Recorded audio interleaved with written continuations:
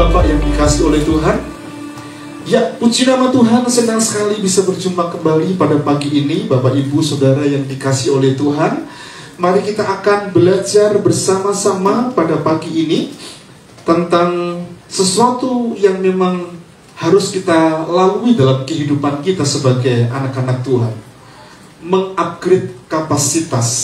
Mari kita akan baca lebih dahulu tema kita dengan bersuara bersama-sama. 1, 2, 3. Mengupgrade kapasitas. Dari kitab Ulangan pasal 32 ayat 9 sampai dengan ayat yang ke-12. Ayat 1 sampai dengan ayat yang ke-7 telah kita baca di depan tentang Alkitab menjawab. Dan kita akan lanjutkan bacaan kita dari kitab Ulangan pasal 32 ayat 9 sampai dengan ayat yang ke-12. Saya akan bacakan untuk kita semua. Bapak Ibu perhatikan baik-baik. Demikian firman Tuhan. Tetapi bagian Tuhan ialah umatnya. Yakub ialah milik yang ditetapkan baginya. Didapatkan dia di suatu negeri, di padang gurun, di tengah-tengah ketabusan dan auman padang belantara. Dikelilinginya dia dan diawasinya, dijaganya sebagai biji matanya. Ayat 11 dan 12 ini menjadi ayat yang penting buat kita.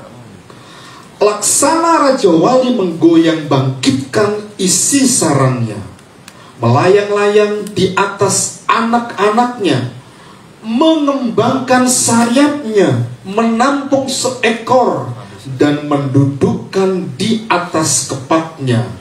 Demikianlah Tuhan sendiri menuntun dia, dan tidak ada ilah asing menyertai dia. Amin. Puji nama Tuhan. Diberkatilah setiap kita yang selalu membaca dan merenungkan firman Tuhan. Bapak Ibu Saudara yang dikasihi oleh Tuhan, tahun 2023 segera akan berakhir dan kita akan masuk di tahun 2024.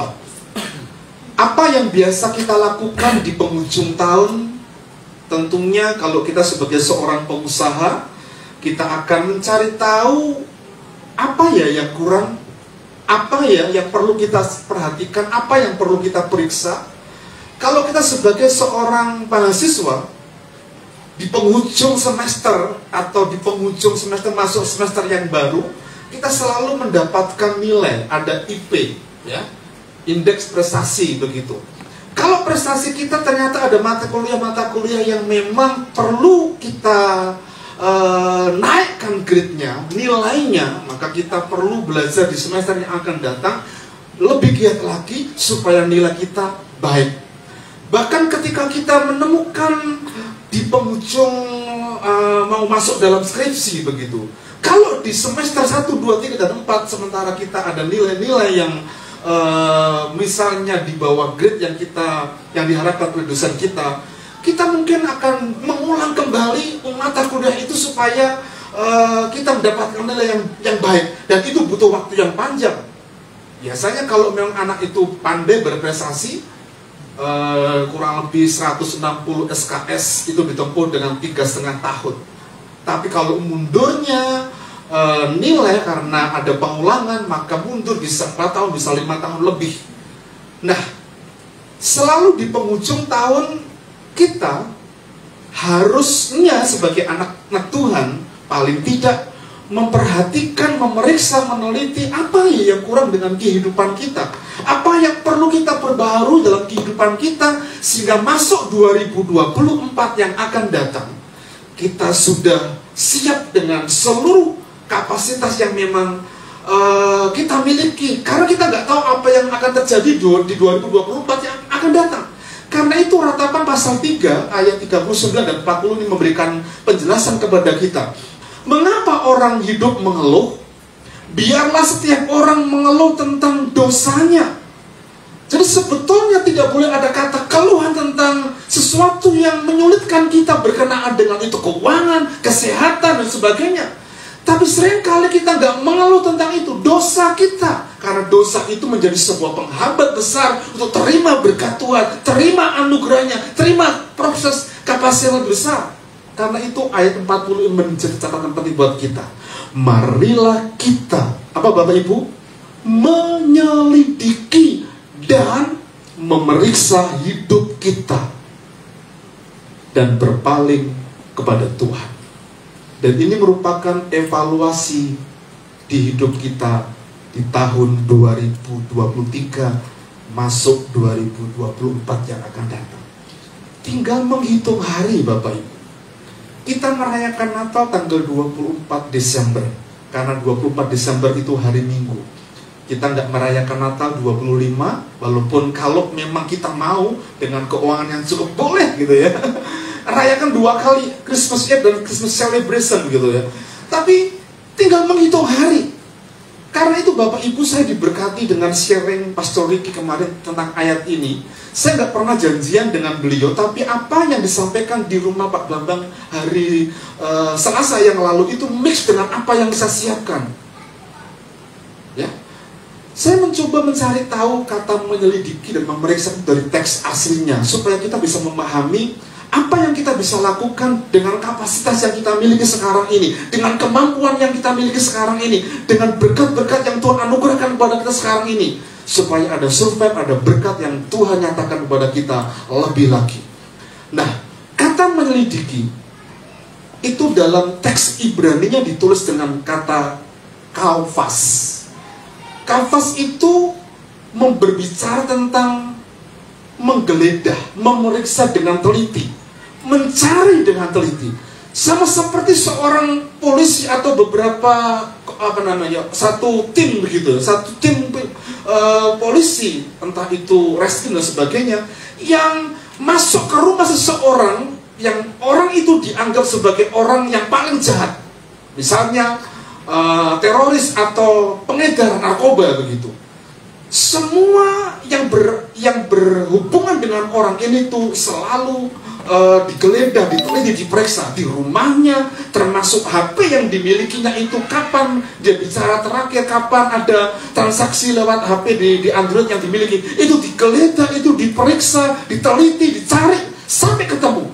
Itulah sebetulnya yang menjadi kata kafas ketika kita diminta untuk menyelidiki apa-apa yang kurang di sekarang ini supaya ada kapasitas yang baru di waktu yang akan datang. Itu kata menyelidiki. Lalu memeriksa. Memeriksa itu dari kata kaukar ya, sorry. Kaukar artinya menyelidiki sampai mengenal. Menyelidiki sampai mengenal. Jadi apa yang kurang dalam kehidupan kita ketika kita mengevaluasinya, kita itu mengenal dan kita berpaling kepada Tuhan. Karena tidak ada satu manusia, bahkan kata atau apapun yang sanggup menyembuhkan kehidupan kita kecuali Tuhan. Ketika apa? Ketika Anda dan saya memeriksa, meneliti, mengevaluasi apa-apa yang kurang dalam kehidupan kita, sehingga ketika kita masuk dalam hidup di 2024 yang akan datang, kita menikmati berkat Tuhan, kita menikmati sesuatu yang menyenangkan karena kita itu sudah siap dengan update zaman di 2024 yang akan datang.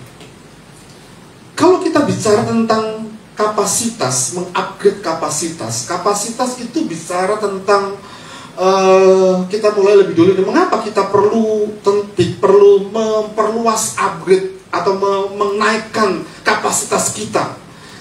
Karena memang di tahun yang baru, di waktu yang akan datang, kapasitas yang sudah terupgrade dalam kehidupan kita, yang grade-nya itu tidak naik, sehingga kita itu siap untuk apa? Untuk segala situasi kondisi di update zaman yang akan datang. Lagu yang dinyanyikan oleh Saudari Felis tadi, itu ciptaan Sidney Mohede. Itu dipersembahkan bagi mereka, keluarga-keluarga yang pada waktu itu masuk dalam pergumulan karena virus COVID-19. Kalau Anda perhatikan syair-syairnya, jujur aku nggak sanggup, aku nggak mampu, tapi aku tahu bahwa aku nggak berjalan sendiri, sebab Tuhan beserta dengan kehidupan kita. Karena itu ketika kita memahami kehidupan kita hari ini, sebetulnya kalau kita ada, sebetulnya itu ada karena kita sudah terupgrade dalam kapasitas kita, sehingga kita masuk dalam masa pergumulan COVID-19 yang lalu. Walaupun susah, walaupun sulit, walaupun gak mudah, tapi itu kita siap dengan kehidupan kita karena sudah ada update yang kita lakukan di sini.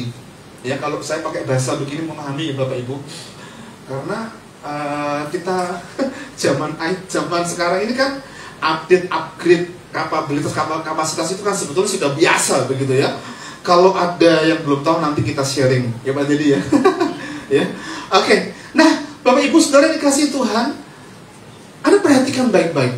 Ketika kita masuk di 2020 bulan ketiga, bulan keempat, bulan Mei, bulan Maret, April, itu kan COVID masuk. Semua pendeta-pendeta terkenal yang undangannya kemana-mana waktu itu cerita dengan saya, wah batal semua Pak. Karena apa? Online semua, streaming semua. Yuk kan streaming dari rumah. Nah saya itu nggak punya kapasitas itu Pak, nggak punya alat-alatnya begitu. Nah karena apa? Belum update. Tapi bagi gereja-gereja yang sudah siap, mereka akan tetap survive dalam sisi keuangan dan membina jemaat. Kita yang baru di RBC, kita bicara di Ruko waktu itu, kita semua kaget. Tapi teman-teman itu semangat. Ayo bikin ibadah. Kita ruangannya kecil, jemaatnya banyak, kita bagi dua. Ya kan? Masih ingat ya Bapak Ibu? Jam 6:30 sampai jam 8, jam 8:30 sampai jam 10. Ya, WL-nya sama, pengkhotbahnya sama, audionya beda, lagunya juga sama, pemusiknya sama gitu. Tapi itu yang kita kerjakan supaya apa? Supaya kita dapat menolong jemaat tetap ibadah gitu. Karena kan tidak boleh kumpul-kumpul. Nah, di Subali itu kan tempat-tempat yang dalam tanda petik sulit begitu ya. Karena kalau kita kumpul terlalu banyak kan pemerintah melarang dan sebagainya. Kita mau usahakan, kita update, kita perlu cari tahu gitu. Nah, Bapak Ibu, Saudara yang dikasih Tuhan, upgrade kapasitas atau kapasitas itu bicara tentang ini, daya tampung atau kemampuan yang tersedia. Saya kemarin bicara dengan anak kita Yosi dan keluarganya itu selain mereka punya usaha bisnis air begitu, kakak-kakak mereka itu pandai untuk servis dan servis HP dan sebagainya termasuk laptop. Saya cerita dengan Yosi, saya punya 2 tab saya tapi jadul, mungkin sudah Snapdragon dan sebagainya. Sampai kemudian WA yang sekarang ini tidak kompatibel. Apa masalahnya Yos? Dia bilang karena jadul Om. Karena nggak diupdate Om, karena nggak upgrade dengan zaman Om. Bisa nggak? Saya punya 2 ya, 1 rusak nggak saya pakai. Karena memang Om Bian hanya pakai untuk khotbah, nggak pernah untuk pakai yang lain. Bisa sih Om, tapi harus ada tambahan hardware yang lain dan sebagainya, sehingga memungkinkannya berapa persen Yos? Dia bilang nggak tahu Om, karena belum pernah gitu ya. Tapi kemungkinan 60% jadi tidak bisa. Karena itu Bapak Ibu, demikian juga dalam kehidupan kita. Ketika kita nggak memperbaharui kapasitas kita, hidup rohani kita, kita akan ketinggalan zaman, ketinggalan jauh dengan sementara orang-orang yang kekristenannya mereka mengalami lompatan yang begitu cepat karena mereka selalu upgrade dalam hidupnya, dalam peningkatan kapasitas hidup, iman dan percayanya. Kalau kita bicara tentang upgrade kapasitas, itu sebenarnya bicara tentang penambahan atau pembaharuan sumber daya secara sistematis yang bertujuan untuk meningkatkan kapasitas maksimum. Anda yang punya laptop tentunya tahu, kalau laptop Windows-nya asli, ya, selalu ada update di tiap periode. Karena update-nya online, apalagi kalau online sekarang itu mudah. Dan itu secara otomatis akan terakumulasi masuk dalam Windows di laptop kita, dan secara otomatis menjadi lebih baik, lebih canggih dibandingkan sebelumnya. Nah, demikian juga dalam kehidupan kita, sebetulnya ibadah, doa, baca firman, dan semua aktivitas rohani itu memampukan daya tampung rohani kita untuk apa? Untuk memperbesar kapasitas kita menjadi maksimal, sehingga saat Anda dan saya nanti masuk dalam kesulitan, tantangan, persoalan, itu sudah menjadi sebuah biasa, hal yang biasa. Karena kalau laptop kita itu masih Pentium 3, Pentium 4 barangkali, tapi kalau mesinnya masih jadul, mungkin nggak bisa untuk grafik, untuk video dan sebagainya, untuk multimedia mungkin nggak bisa, ya. Bukankah yang lalu ketika kita pakai laptop saya pribadi itu kan jadul banget gitu ya. Apple sih tapi jadul banget. Ketika dipakai gunakan untuk streaming, masuk ke streaming FB bersama-sama dengan YouTube dan juga ada SE Worship dan sebagainya, tidak bisa. Mengapa? Karena sudah jadul. Nah, sebetulnya juga dalam kehidupan kita, ketika ada kebenaran-kebenaran rohani yang sampai kepada kita, kalau kita nggak upgrade dengan kehidupan kita, sementara ratapan tadi penghalangnya adalah mengapa kau mengeluh tentang dosamu, itu karena apa? Karena kita hanya berfokus pada hal-hal itu, tapi kita nggak berfokus dengan bagaimana mengupgrade kehidupan kita. Kita setia beribadah, setia melayani Tuhan, setia dengan keluarga kita, setia dalam semua aspek kehidupan kita. Dan itu bentuk upgrade yang kita lakukan dalam kehidupan kita. Perhatikan konteks ayat ini Bapak Ibu. Ulangan pasal 32 ini berbicara tentang ini, menggambarkan bagaimana Tuhan itu mendidik bangsa Israel di padang gurun, ya, di padang gurun selama 40 tahun itu, untuk masuk apa? Untuk masuk ke tanah Kanaan. Tanah Kanaan tidak bicara tentang tempat yang kemungkinan besar kita tahu itu surga, itu hebat. Surga memang real, iya. Tapi tanah Kanaan bukan bicara tentang itu. Karena orang-orang Israel dan Yosua ketika masuk tanah Kanaan, isinya mereka berperang, bertempur, mereka membunuh, menyakiti dan sebagainya. Itu tanah Kanaan. Dan Tuhan itu berbicara kepada orang Israel, aku menggoyang bangkitkan. Bagi Raja Wal menggoyang bangkitkan sarangnya. Nanti kita akan baca. Konteks yang kedua ini memberikan gambaran tentang pentingnya mempersiapkan diri kita untuk meningkatkan kapasitas ketika menghadapi perubahan dan tantangan. Dan di padang gurun selama 40 tahun itu, orang Israel dididik sedemikian rupa. Walaupun dari semua generasi di padang gurun itu ada banyak mereka yang binasa, gak masuk ke tanah Kanaan. Karena apa? Gak lulus di dalam menyelesaikan upgrade kapasitasnya, kalau bahasa saya. Mereka gak belajar dari pengalaman hidup mereka. Karena itu mereka menyalahkan pemimpinnya. Bahkan Musa sendiri pun, oleh karena gerutuhan orang Israel yang tegar tengkuk, Musa nggak diizinkan masuk ke tanah Kanaan, hanya melihat tanah Kanaan saja. Tapi seorang yang bernama Yosua dan Kaleb dan serta generasinya itulah yang masuk ke tanah Kanaan, karena mereka siap dengan perubahan dan tantangan zaman, tantangan yang mereka harus hadapi. Karena itu ayat ini kan bilang begini, laksana Raja Wali menggoyang bangkitkan. Dalam terjemahan firman Allah yang hidup, menjungkir balikkan. Isi sarangnya melayang-layang di atas anak-anaknya, mengembangkan sayapnya, menampungnya seekor dan mendukungnya di atas kepaknya. Demikianlah Tuhan sendiri, apa Bapak Ibu, menuntun dia, dan tidak ada Allah atau ilah asing yang menyertai dia. Kita baca lebih jelas dalam terjemahan firman Allah yang hidup. Dikembangkannya sayapnya di atas mereka, seperti seekor Raja Wali setelah menjungkir balikkan sayapnya. Ia mengembangkan sayapnya di atas anak-anaknya, lalu ia menukik mendukung anak-anaknya itu di atas kepaknya.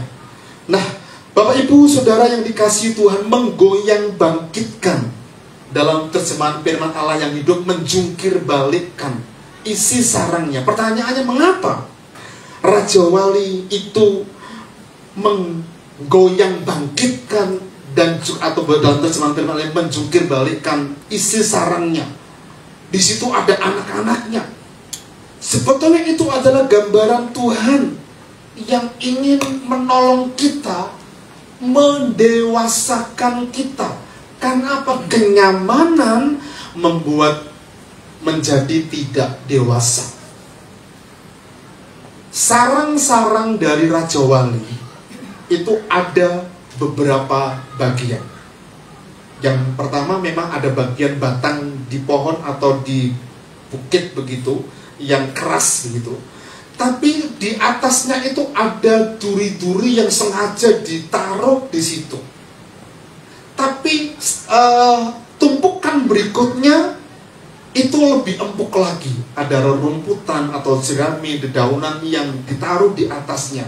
Sehingga ketika anaknya masih telur menetas menjadi indil-indil ya, bacanya menjadi bayi kecil begitu ya, itu bisa empuk.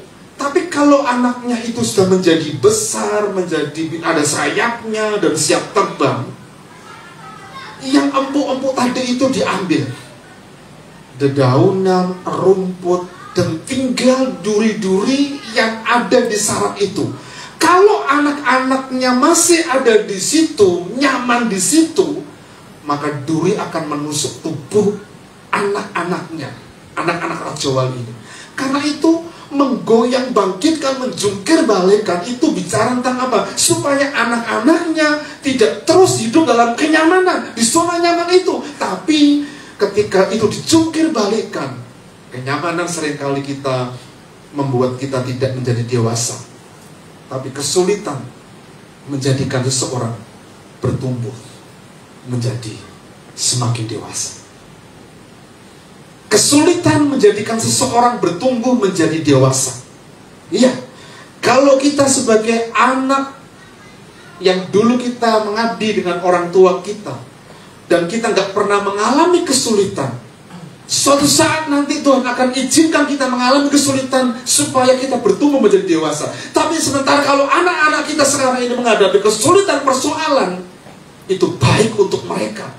Karena sedikit banyak itu akan memberikan value bagi anak kita, supaya kalau besar juga akan menjadi seorang yang sanggup dengan kedewasaan yang dia peroleh dalam kehidupannya. Tuhan itu mengizinkan kesulitan, Tuhan mengizinkan persoalan, supaya apa? Kapasitas kita terupgrade. Amin. Tuhan mengizinkan kesulitan, persoalan, supaya kapasitas kita terupgrade, Bapak Ibu. Jangan takut karena ada Allah yang menukik, kata firman Tuhan, menukik. Nanti kalau kita perhatikan dibaca terjemahan Allah yang hidup kan ini, lalu ia menukik dan mendukung anak-anaknya. Ini Tuhan. Artinya apa? Menukik dan mendukung itu memberikan kemampuan kepada kita, karena dia sanggup untuk menolong kita. Amin. Dia sanggup untuk menolong kita dalam setiap situasi persoalan dalam kehidupan kita, apapun persoalan kita. Raja Wali itu punya kemampuan terbang yang cukup hebat. 40-50 km per jam, bahkan kalau Raja Wali itu bisa naik terbang tinggi, ketika naik itu bisa melebihi 80 km per jam, cepat sekali. Itulah Tuhan. Ketika ada persoalan, Tuhan akan datang, bukan hanya kecepatan 80 km seperti Raja Wali, tapi saat dimana kita mengalami persoalan yang berat, Tuhan akan menukik, menolong kita. Yang menjadi persoalan adalah seringkali kita nggak mau. Sudah cukup Tuhan, kapasitas yang kumiliki sudah cukup. Enggak, jangan Tuhan. Dengan apa? Dengan mencoba bagaimanapun dalam kehidupan kita, supaya kita sendirinya dengan sepertinya lepas dengan apa yang kita lakukan dalam kehidupan kita. Tapi ternyata tidak. Karena itu ketika kita dihadapkan kepada persoalan, izinkan Tuhan sanggup menukik, menolong, mendukung kita seperti Raja Wali yang menukik dengan cepat mendukung anak-anaknya. Terbang supaya apa? Anak-anaknya belajar dari induknya dan tidak jatuh. Karena itu jangan pernah menyerah, putus asa, ataupun menyerah. Kalau ada di sekitar kita ada pribadi yang menyerah, mau putus asa, jadilah pribadi yang menguatkan dan membangun. Ketika ada seseorang yang sedang putus asa dan menyerah. Ada 3 hal penting yang menjadi jawaban mengapa harus mengupgrade kapasitas kita. Dalam konteks Ulangan 32 ayat 9-12. Dan ini adalah pidato Musa, ini khotbah Musa untuk mereka. Yang pertama, supaya Anda dan saya dapat maksimal. Ya, setuju? Tanpa upgrade kapasitas dan kapabilitas yang kita miliki, Anda dan saya tidak pernah bisa maksimal. Ketika orang Israel dibawa masuk ke tanah Kanaan, yang maksimal masuk ke tanah Kanaan, merekalah yang mendapatkan milik pusaka yang besar. Karena Kanaan bukan bicara tentang surga, tapi Kanaan itu bicara tentang tujuan kehidupan kita.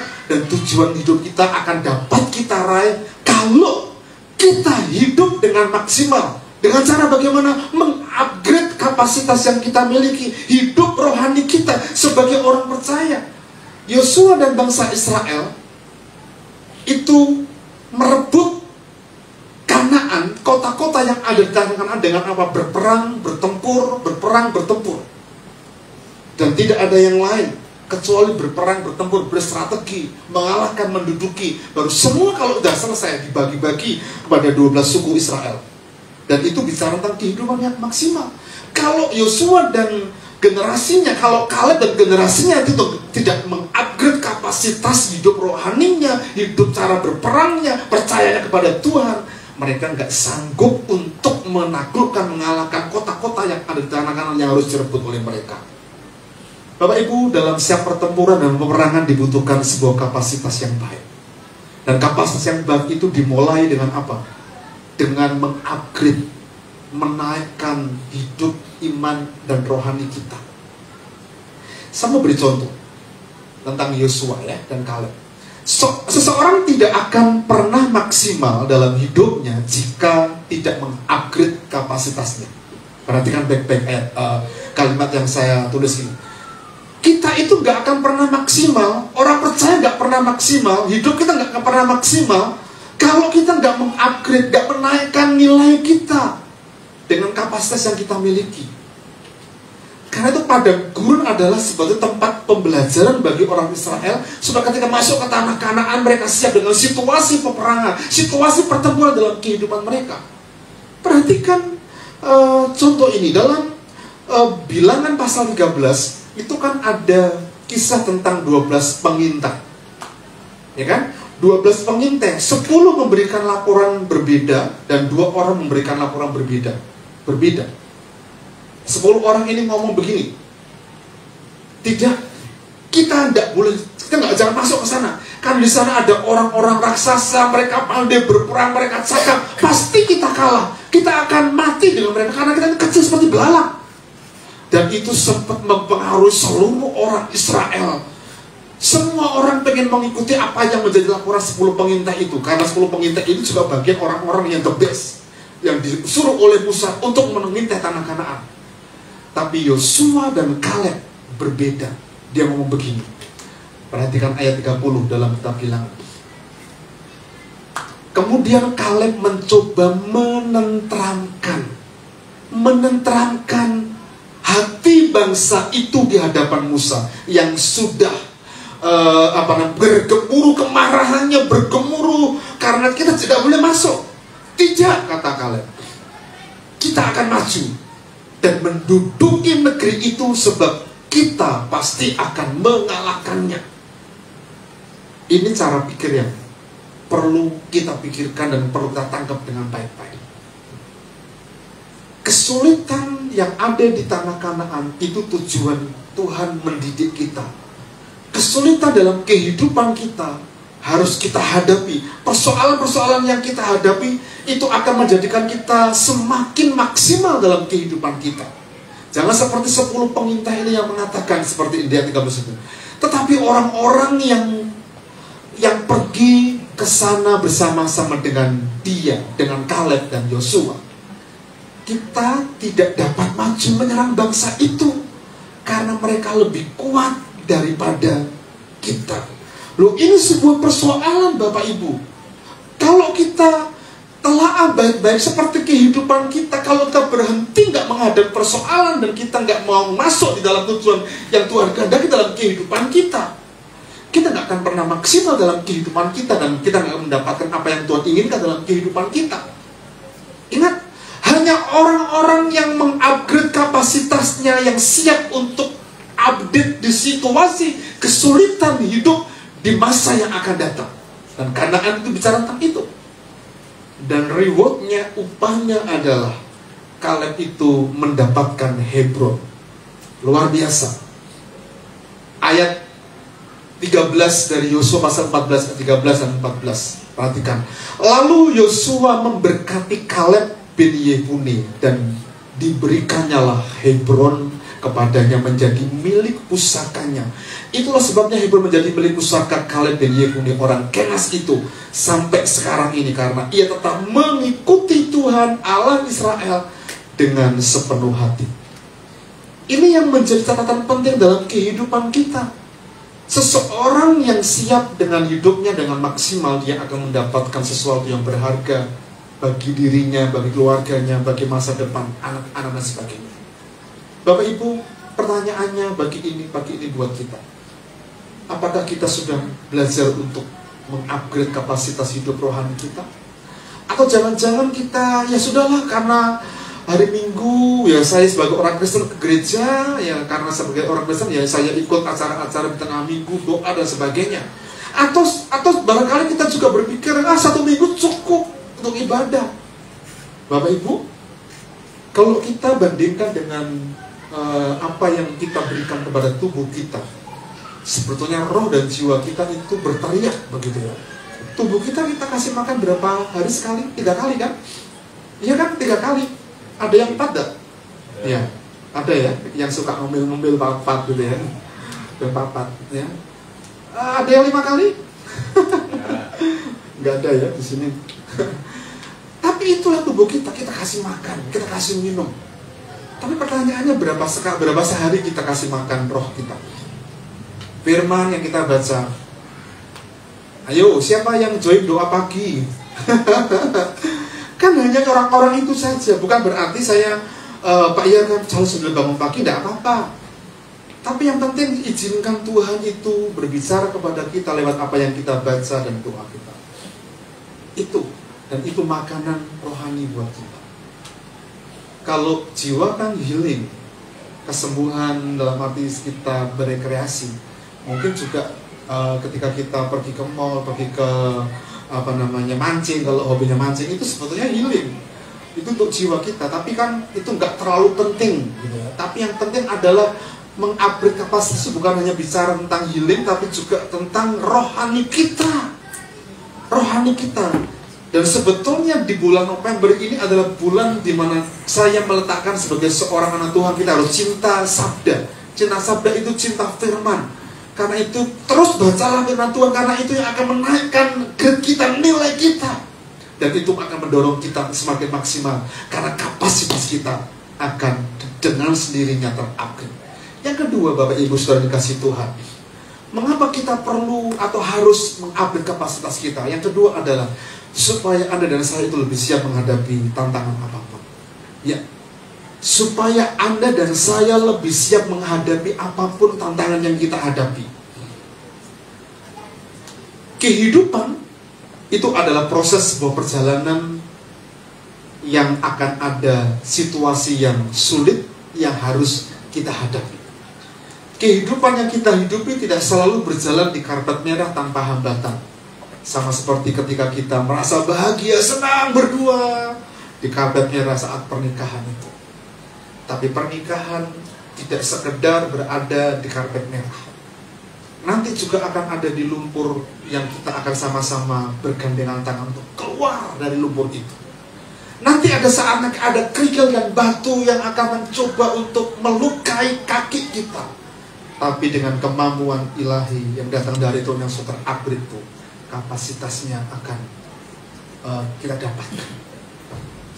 Bapak Ibu, kehidupan proses perjalanan akan apa situasi sulit yang harus kita hadapi. Dan bangsa Israel itu dalam perjalanan di padang gurun yang adalah pusat pelatihan, mereka dapat mengupgrade kapasitasnya. Bahkan sampai masuk tanah Kanaan, hanya mereka yang siap saja dengan apa? Kapasitas yang sudah terupgrade di dalamnya. Coba perhatikan apa yang terjadi di padang gurun yang adalah pembelajaran bagi Israel. Sebetulnya itu adalah cara Tuhan mendidik mereka. Dan itu bicara tentang kesulitan yang memang diizinkan Tuhan. Kalau boleh dikatakan itu pelatihan. Kalau kita nggak pernah ada ujian, kalau nggak ada pelatihan, kita nggak akan pernah naik kelas. Kita nggak akan grade, kita nggak akan naik. Apalagi kapasitas kita nggak akan pernah naik.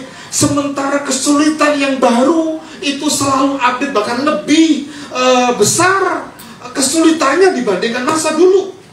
Tapi kalau kita kapasitasnya seperti sama di tahun lalu, kita sementara kesulitan yang baru saat datang, maka akan terakumulasi kesulitan itu sementara kita nggak pernah update. Demikian juga dalam kehidupan kita.